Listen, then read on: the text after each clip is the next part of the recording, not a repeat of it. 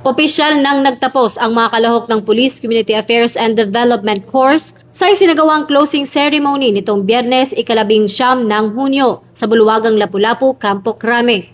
Pinangunahan ni Police Brigadier General Vina H. Guzman, Director ng Police Community Affairs and Development Group, ang pagtanggap sa mga panauhin at nagbahagi ng kanyang welcome remarks, habang si Police Colonel Rico C. Bracamonte, Training Manager ng SSC PNPTS, ang formal na nagdeklara sa pagtatapos ng mga kandidato matapos silang iharap ni Police Major Evangeline M. Geminiano.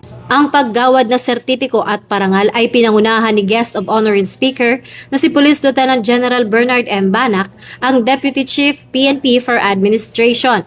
Sentro sa naging mensahe ni Police Lieutenant General Banac ang pagkilala sa mahalagang papel ng mga nagsipagtapos na magsilbing tulay sa kapayapaan at kaayusan sa bansa. Integrity, discipline. It's very important to also focus on competence of our personnel.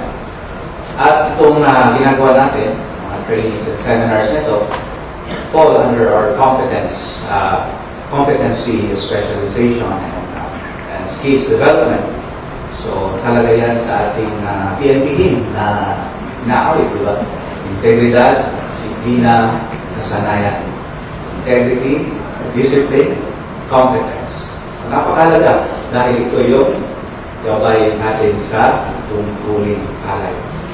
Ang pagsasanay na ito ay direktang nakaagla sa PNP-focused agenda, partikular na sa community engagement o pagpapatibay ng ugnayan sa publiko.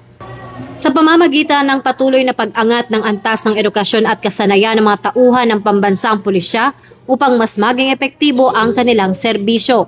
Sa pamamagitan ng PICEDC, mas pinapalakas ng organisasyon ang pakikipagtulungan sa mga mamamayan upang masugpo ang kriminalidad at mapanatili ang tiwala ng komunidad.